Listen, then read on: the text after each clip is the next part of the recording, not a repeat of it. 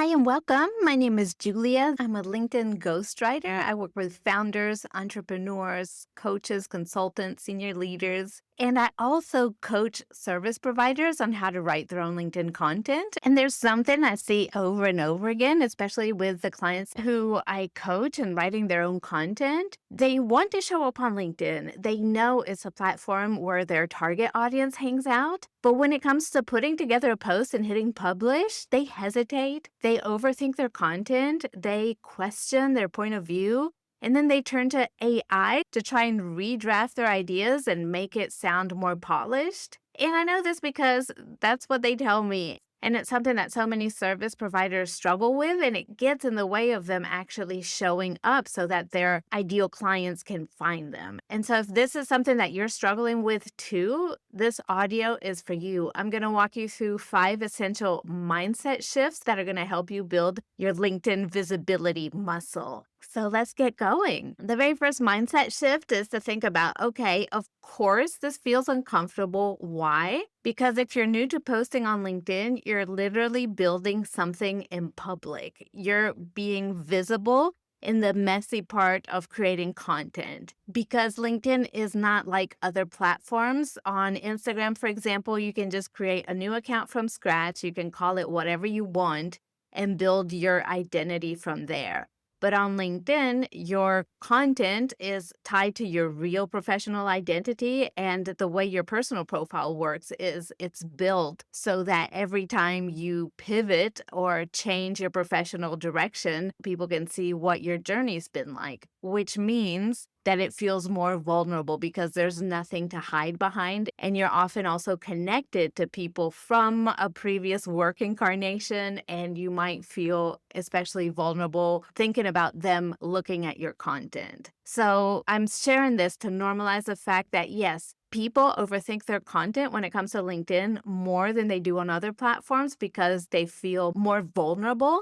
And that's why you feel the way you do, and that's why you hesitate. It's the same thing that happens to people who are going to speak in front of a large audience. They get stage fright, and it's why people learn public speaking, not just so that they can improve their delivery, but oftentimes so that they can get over the fear of showing up. And it's the same on LinkedIn, except for your audience is in your head. You're not seeing them as you're posting your content. And so I want to bring you into mindset shift number 2, which is that you are already the expert. You know what you're talking about. You're the person that people trust in real life. You've delivered results that clients happily pay for and that they're thrilled about. And you've probably even delivered presentations in front of large audiences and felt completely fine doing so. It's just this new thing that you're doing that feels difficult until you learn how to do it. You have to build your visibility muscle, and that happens like any other muscle. It's built through reps. So when you doubt yourself, remember that you know what you're talking about. Remember you're already accomplished. Remember people already trust you.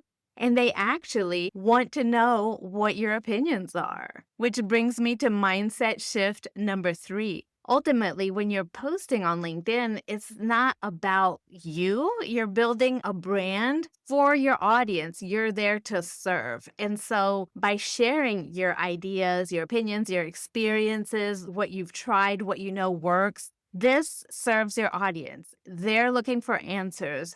They trust you and they want to know what your perspective is. So when you're creating content, instead of worrying about how you are perceived, think about the value that it provides. Think about the conversations you've had with clients recently and think about how helpful that information was to them, right? So remember that you are on LinkedIn to serve an audience and that audience wants to hear from you. And they need that constant reminder. They need to see you pop up in their feed just to be reminded that you exist because we are busy. We're doing a million things every day. Our to-do lists are never ending. So, out of sight, out of mind. If people don't see you, they might forget about you, and not because they don't like you, not because they don't appreciate you, just because their attention is being captured by the ones that are showing up. So think about it that way. This dovetails perfectly into mindset shift number 4, which is Nobody expects you to be a professional content creator because a lot of the reasons I see people get hung up about showing up on LinkedIn is, oh, this doesn't look good enough. Maybe it's not polished enough. I have a client now who's really struggling to record talk to camera videos. And it's not because she doesn't know how to present in public. She's a great speaker, but she is so self-conscious about how she looks, and she's really concerned that her videos are gonna diminish her brand, and I'm constantly reminding her that her audience doesn't expect her to be a professional content creator. She's experienced in one particular niche, and her audience want to know what her experience is.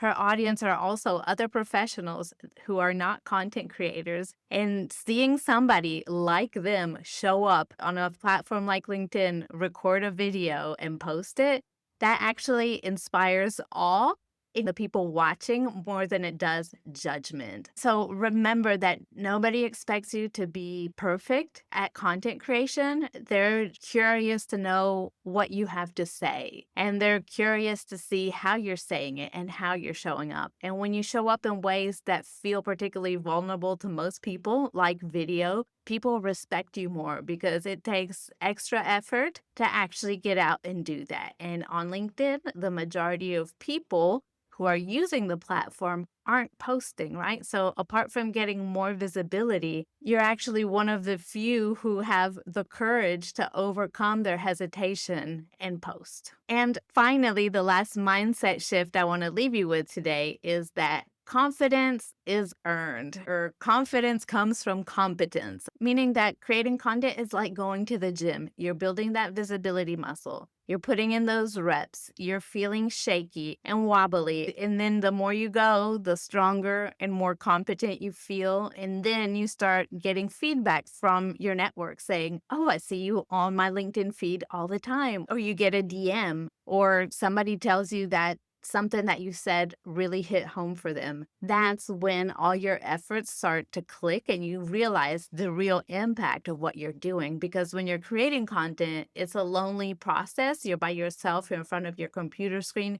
You don't see people on the other side of the screen. But once you get real feedback, you start to understand the impact of the work that you're doing, which gives you motivation to keep going. And that's when it gets easier. So in a nutshell, the key to feeling confident on LinkedIn is by doing the thing, posting your content, learning from how your audience responds to what you're putting out there, and trying different formats, experimenting, not trying to be polished and perfect at the very first go, and give yourself that flexibility. And so I hope that this pep talk has inspired you to open up your next LinkedIn draft, write a post, and hit publish. And if you need extra support with that, I have a digital offer that's available for purchase right now. It's called the 7-Day LinkedIn Visibility Sprint. It's where I help you draft 7 LinkedIn posts so you can feel more confident hitting publish. All right.